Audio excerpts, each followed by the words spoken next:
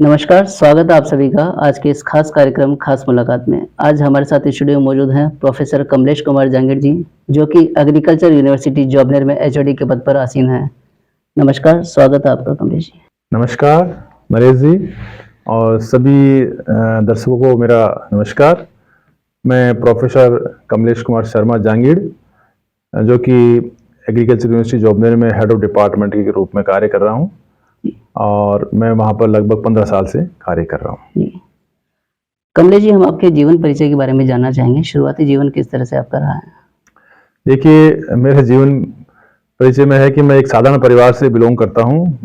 मेरा जन्म गांव श्री रामपुरा जो कि सांगानेर तहसील में है, जो एक छोटा सा गांव है, उसमें हुआ था और मैंने कक्षा 8 तक वहीं पर अध्ययन किया था। जी। मैं शुरू से ही बहुत मेधावी छात्र था। फर्स्ट डिवीजन फर्स्ट पोजीशन मेरी आती थी 8वीं तक। जी। उसके बाद में मैं 9 से लेकर के 11 तक जयपुर में पढ़ाई की और उसके बाद में मैंने पिताजी ने कहा कि भाई अब एग्रीकल्चर में एडमिशन दिलाएंगे, तो फिर पिताजी ने मेरे को एग्रीकल्चर में डाल दिया। तो मैं जॉबनेर कृषि विश्वविद्यालय से मैंने बीएससी एग्रीकल्चर, एमएससी एग्रीकल्चर और पीएचडी वहाँ से पीएचडी की डिग्री प्राप्त की और जिसमें एमएससी एग्रीकल्चर में मैं गोल्ड मेडलिस्ट था।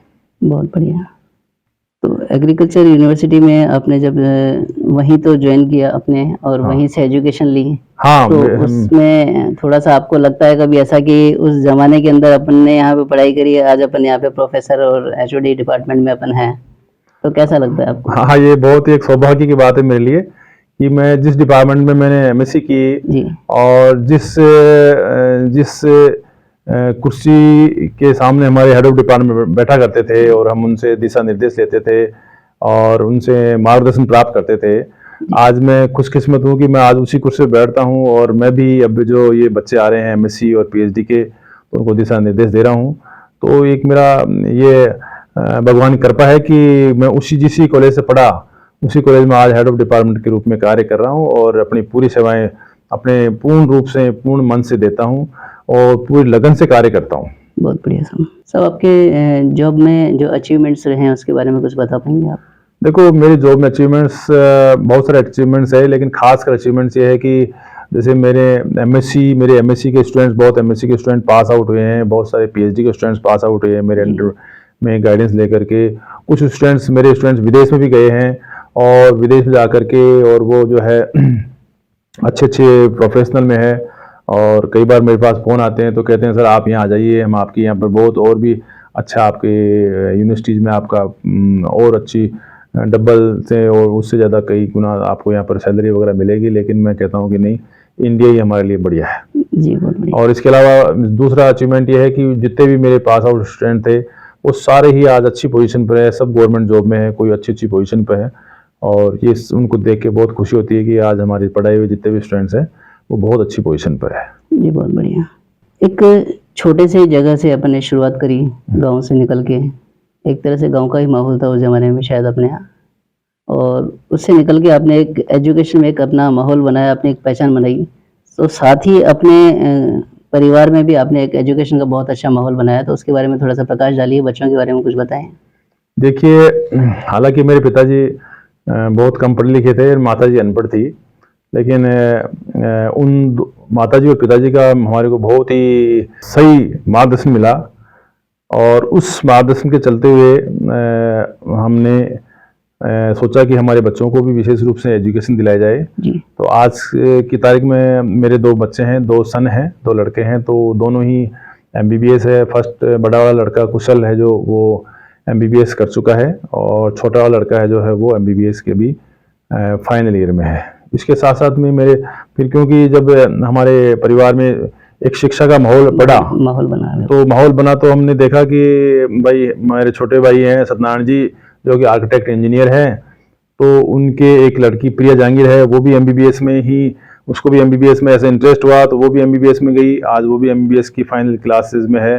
और जो मेरा भतीजा है चेतन जांगिड़, वो भी एमबीबीएस के ही उसमें एक बहुत ही प्रतिष्ठित कॉलेज में, बॉम्बे की प्रतिष्ठित कॉलेज में एमबीबीएस के फर्स्ट ईयर स्टूडेंट है। तो इस प्रकार से 4 स्टूडेंट हमारे परिवार से, आज 4 स्टूडेंट हमारे परिवार से जो है MBBS की पढ़ाई कर रहे हैं और कुछ कर चुके हैं। एक बच्चा MBBS की पढ़ाई कर बिल्कुल, चुका है। बहुत और बढ़िया। 5वां हमारा एक बच्ची है, और जो कि मेरी भतीजे की बच्ची है, तो वो भी तैयारी कर रही है। अगर अगले साल भगवान ने चाहा तो उस 5वें बच्ची का भी हमारे MBBS में हो जाएगा। बहुत बढ़िया साहब। अब जैसे बच्चों के बारे में बात है, तो बच्चे हमारे बड़े बच्चे ने जो है MBBS की डिग्री अभी पूरी कर ली है। अब उसके बाद में ये प्लानिंग है कि MBBS के बाद में वो PG ज्वाइन करे, और PG ज्वाइन करने के बाद में जैसे कि कोई समाज के हित में ऐसा कोई कार्य करे कि जो है कि समाज के लोगों का ज़्यादा से ज़्यादा वहाँ पर सेवा हो सके। जी, और छोटे बच्चे का भी है कि वो भी इस तरह की संस्था से जुड़े, जहाँ पर कि या सप्ताह में 1 या 2 दिन ऐसा रखे कि वहाँ पर जा कर के, और 1-2 जगह रखे जहाँ पर वो समाज की सेवा फ्री ऑफ कॉस्ट करे, ताकि समाज में ये मैसेज जाए कि भाई पढ़ाई का क्या फ़ायदा है। बिल्कुल। पढ़ाई का फ़ायदा दिखना चाहिए। पैसा इकट्ठा करने का कोई मकसद नहीं होना चाहिए, ज़्यादा पैसा इकट्ठा नहीं होना चाहिए। बस केवल समाज तभी एक दूसरे को लोग देखेंगे कि भाई ये एक ऐसा कार्य कर रहे हैं, इस कार्य को देख करके दूसरे लोग भी प्रेरित होते हैं कि हमको भी कुछ न कुछ करना चाहिए। अन्यथा हमारे समाज में बहुत बड़े-बड़े भामाशाह हैं, तो पैसे की तो कोई बात नहीं है कि कोई अब कमी रह गई। लोग बहुत सभी कमाते हैं पैसा, और सबके पास ही धीरे-धीरे पैसा आ रहा है, सही बात। लेकिन सेवा भावना बहुत ज़रूरी है। बिल्कुल, तो वो हमारे समाज के बच्चों में आना चाहिए। जो कि हम ये चाह रहे हैं कि मैं और मेरा छोटा भाई है, जो हम ये चाह रहे हैं कि हमारे जो 4-5 बच्चे भी MBBS कर रहे हैं और करके तैयार हो रहे हैं, तो हम चाह रहे हैं कि ये बच्चे समाज की सेवा के लिए कुछ अपना फ्री ऑफ कॉस्ट योगदान दें। योगदान दे सकें। बिल्कुल, ये हमारा मुख्य उद्देश्य है, हमारा लक्ष्य ये है कि कैसे भी, जैसे कि अभी कुछ सालों पहले कोरोना गया है, उसमें पता लगा कि मेडिकल की कितनी आवश्यकता थी, कितने डॉक्टर्स की आवश्यकता थी। तो उस त्रासदी को देखते हुए लगता है कि नहीं, हमको अभी कुछ इसमें समाज में बहुत सारा कार्य करना बाकी है, खासकर चिकित्सा के क्षेत्र में। जी, बिल्कुल। मतलब कैसे अपन ने स्ट्रगल करके शुरुआत करी, अपन एजुकेशन में आए, और एजुकेशन में आने के बाद में अपन ने एक के बाद सारी लाइन लगा दी एजुकेशन के लिए। तो एक समाज में एक अपनी अलग पहचान बनी है, और समाज के युवाओं के नाम पे भी संदेश जा रहा है इसके बहाने कि ठीक है, कम से कम एटलीस्ट कि हाँ एजुकेशन होनी चाहिए, और होती है तो उसके क्या बेनिफिट होते हैं वो भी आप बताएंगे। देखो, एजुकेशन का बहुत ज़्यादा बेनिफिट है हमारे समाज में। मैं फील करता हूँ कभी-कभी कि एजुकेशन में थोड़ा हमारा समाज पिछड़ा हुआ है, जी, जिसको हमारे को बहुत आगे बढ़ाने की ज़रूरत है। खासकर चाहे कोई भी एजुकेशन हो, चाहे मेडिकल एजुकेशन हो, इंजीनियरिंग हो, एग्रीकल्चर एजुकेशन हो, तो वो सभी एजुकेशन बहुत ही बढ़िया। आपके अगर एजुकेशन में आगे बढ़ते हैं तो उसमें डेफिनेटली समाज के बच्चों का बहुत ज़्यादा प्रोग्रेस होती है। जी, तो इसलिए कोई ज़रूरी नहीं है कि हम मेडिकल की पढ़ाई कराएं, किसी भी फील्ड की हम पढ़ाई कराएं, लेकिन बच्चों को वहाँ तक पढ़ाएं जहाँ तक कि उनकी इच्छा हो। रोके नहीं, पढ़ाई में कभी बच्चों को रोके नहीं, और बच्चों की जो है एजुकेशन पर ज़्यादा ध्यान दे, ज़्यादा समाज ध्यान दे, जी, क्योंकि एजुकेशन से ही आगे बढ़ेगा समाज। बिल्कुल, पैसा इकट्ठा नहीं करें, कोई भी पेरेंट्स पैसा इकट्ठा करके बच्चों के लिए नहीं छोड़े, उनको शिक्षित करके छोड़े। बिल्कुल। एजुकेशन की बात करी आपने, जॉब की बात करी अपन ने, उसके बाद में सुना है कि समाज सेवा में भी आपका जुड़ाव हुआ है, तो उसके बारे में थोड़ा-सा बताएँ कि किस तरह से अपन समाज सेवा में अपन देखिए, मेरी समाज सेवा में बहुत इंटरेस्ट है। अभी वर्तमान में मैं प्रदेश महामंत्री के पद पर कार्य कर रहा हूँ, जो कि अखिल राजस्थान जांगी ब्राह्मण अधिकारी कर्मचारी संघ जी, जयपुर में एक हमारी एक ऑर्गेनाइजेशन है, उसमें मैं एक बहुत ही सक्रिय रूप से कार्य कर रहा हूँ। इसके अलावा जैसे कोई सामूहिक विवाह अभी जोबनेर में हुआ था, जी, तो उसमें मेरे को मुख्य अतिथि भी बनाया गया था। जी, तो इसके अलावा और भी कई कार्यक्रम होते हैं, मैं जाता हूँ वहाँ पर, और जो भी मेरे लायक सेवा होती है, आर्थिक सेवा होती है, आर्थिक सेवा भी करता हूँ। यथासंभव जो भी कार्य होता है और जो भी सेवा होती है, मैं वहाँ पर सेवा करता हूँ। और इसके अलावा मैं चाहता हूँ कि भाई बच्चे आगे बढ़ें और आगे और काम करें। समाज के वर्तमान परिप्रेक्ष्य में आप क्या बदलाव देखना चाहेंगे? समाज के परिप्रेक्ष्य में वर्तमान बदलाव ये देखना चाहते हैं कि जो भी समाज में लोग हैं वो संगठित हो, और संगठित होकर के एक दूसरे को सहयोग करें, मदद करें, जी, और एजुकेशन में विशेष रूप से लोग जो है मदद करें। हम लोग जो हमने कुछ शिक्षा प्राप्त की है, तो हम चाहते हैं कि हम फ्री सेवा दे सकते हैं। और मैं तो ये भी सोचता हूँ कि हमारे जो बच्चे ये MBBS करके और मेडिकल की पढ़ाई करके जो निकल रहे हैं, तो मैं चाह रहा हूँ कि समाज में ये लोग हमारे फ्री सेवा करें, जी, फ्री ऑफ सेवा, एक फ्री सेवा दें समाज को, कोई बिना चार्जेस के, ताकि एक समाज में संदेश जावे कि किस प्रकार से एजुकेशन का फायदा मिलता है। हमारे समाज के युवाओं के नाम आप क्या संदेश देना चाहेंगे? समाज के युवाओं के नाम संदेश यही है कि बच्चे लोग जो है एकाग्रचित होकर के पहले तो पढ़ाई में पूरा पूरा ध्यान रखें। दूसरा, कोई टारगेट डिसाइड करें कि हमको क्या करना है।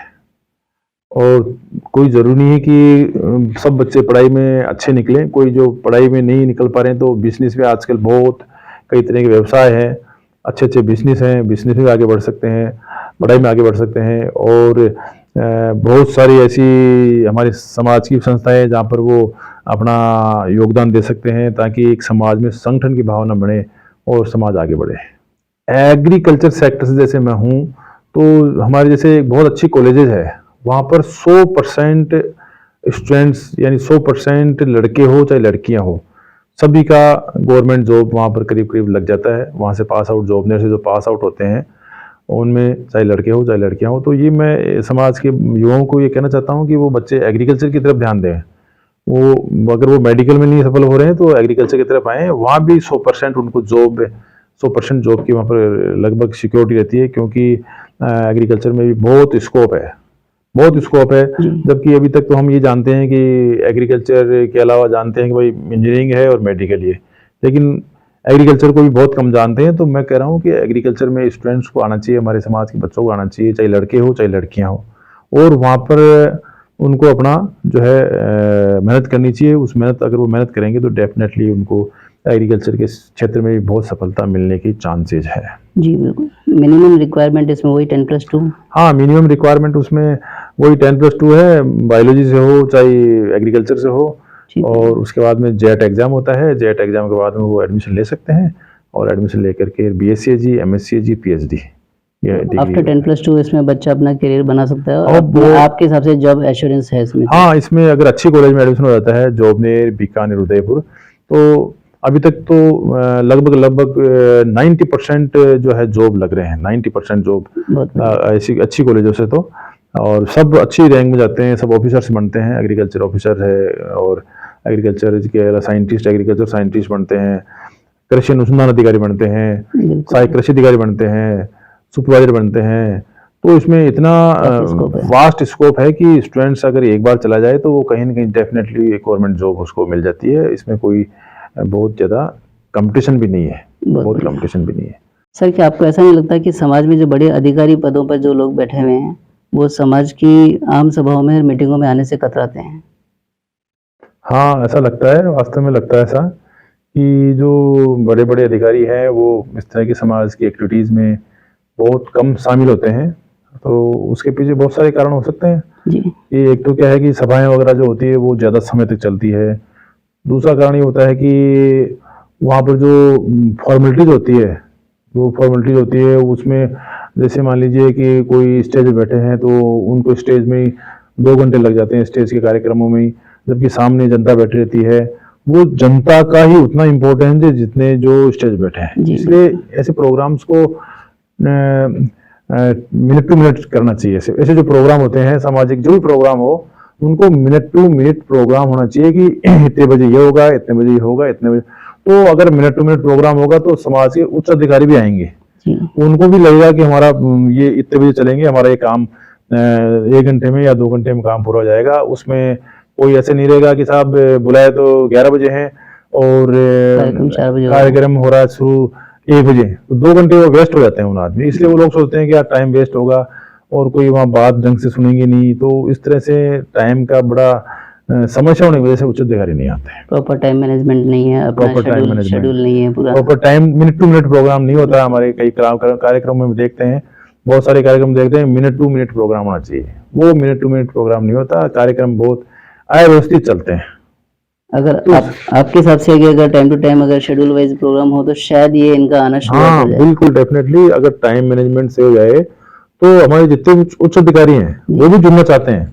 वो भी जुड़ना चाहते हैं कि समाज की क्या एक्टिविटी हो रही है, हम समाज, वो भी चाहते हैं कि समाज को हम कैसे योगदान करें। उनकी मनोभावना है कि हम समाज में कुछ एडिशन करें, कुछ योगदान करें, कुछ सहयोग करें। लेकिन वो इस बात से जरा व्यथित होते हैं कि वो कहते हैं यार बुलाया हमारे 11 बजे, प्रोग्राम शुरू हुआ 1 बजे, तो इस तरह के टाइम का जो खराब करना, इसके अलावा और दूसरी सामाजिक बातें हो जाती है, जो जिनको उनको बुलाते हैं वो बात होती नहीं है और दूसरी तरह की बातें होती है। तो कुछ हमको उसमें इम्प्रूवमेंट करना चाहिए, इम्प्रूवमेंट करके ही उनको बुलाएं, ताकि समाज में और हमारा कार्यक्रमों की शोभा बढ़े और आगे जो है समाज उत्थान के में ऊपर बात करी जाए। समय का सदुपयोग हो सके और जो है लोगों को बड़े अधिकारियों से कांटेक्ट करने का मौका मिल सके। बहुत बढ़िया। बंधुओं, आज हमने समाज हित में कई अहम बातें जानी, जिनके लिए आपका बहुत बहुत धन्यवाद। मेरी तरफ से भी बहुत बहुत धन्यवाद सभी समाज बंधुओं को कि उन्होंने हमारी बातें सुनी, और मैं आशा करता हूं कि समाज बंधु इन पर सब बातों पर गौर फरमाएंगे। धन्यवाद। मिलते हैं अगले सप्ताह किसी नई हस्ती के साथ। तब तक आप देखते रहिए विश्वकर्मा टुडे न्यूज़।